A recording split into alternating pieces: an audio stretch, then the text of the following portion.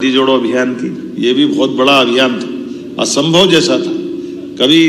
अटल जी की बात याद करें कि बुंदेलखंड में केन बेतवा नदी जोड़ो अभियान की जब बात आई थी,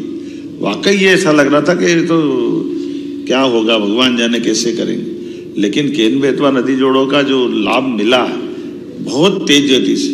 और अब तो रोज नए नए जिले जुड़ रहे हैं। नहीं तो हम इधर कभी सोचते नहीं थे कि भोपाल, इंदौर, उज्जैन ये तो नर्मदा जी से जुड़ गए थे, लेकिन ये पर्वती कालीसिंध चंबल का कैचमेंट एरिया है। इधर नीमच, मंदसौर, चंबल तो वर्षों से थी, गांधी सागर डैम भी वर्षों से था, लेकिन नीमच मंदसौर में सिंचाई का रकबा का हमारा पानी, हमारी नदी, हमारा कार्यक्षेत्र, लेकिन पीकेसी योजना से अब लाभ पूरा लेंगे। ये पीकेसी ने तो और एक नया दौर लिखा। माननीय प्रधानमंत्री जी ने जयपुर के अंदर भाषण में जिसको कोड किया श्रीमान नरेंद्र मोदी जी के शब्दों में, कि आज का ये जो पीकेसी पार्वती कालीसिंध चंबल योजना का शुभारंभ ये नए युग की सूत्रपात है। जब दो राज्यों के बीच सालों से झगड़े चलते हैं हाई कोर्ट, सुप्रीम कोर्ट में, और कई बार तो हिंसक घटनाएं हुई दक्षिण के राज्यों में, लेकिन परस्पर सौहार्दता के बलबूते पर राजस्थान में भी पानी पहुंचेगा, मध्य प्रदेश भी पानी लेगा, और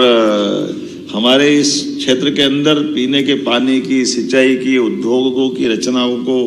पानी के माध्यम से डेवलपमेंट करने की पूरी फ्रीडम मिल रही है। तो ये नदी जोड़ो अभियान और एक सिलसिला चालू होता तो फिर कहाँ तक रुकता है। कितना अच्छा लगता है कि केवल राजस्थान नहीं, केवल उत्तर प्रदेश नहीं, महाराष्ट्र के साथ जोड़कर भी ताप्ती का पूरा ये एक नया प्रकार का वाटर रिचार्ज का पूरा प्रोजेक्ट बनाया, और 70,000 करोड़ ये सारे चीज़ों में भारत सरकार 10% केवल राज्यों के लिए लगाने की बात कर रही, 90% अदरवाइज अगर इतने बड़े प्रोजेक्ट हम कैसे खड़ा करेंगे। 1 लाख करोड़ की पीकेसी योजना तो 90,000 करोड़ भारत सरकार दे रही, 70,000 करोड़ की पार्वती कालीसिंध चंबल योजना, ऐसे 70,000 करोड़ की हमारी ताप्ती के साथ योजना बनी, जो हमारा बुरहानपुर के बाद खंडवा, खरगोन के हिस्से से होते हुए इस पूरे नए वाटर रिचार्ज का पूरा एक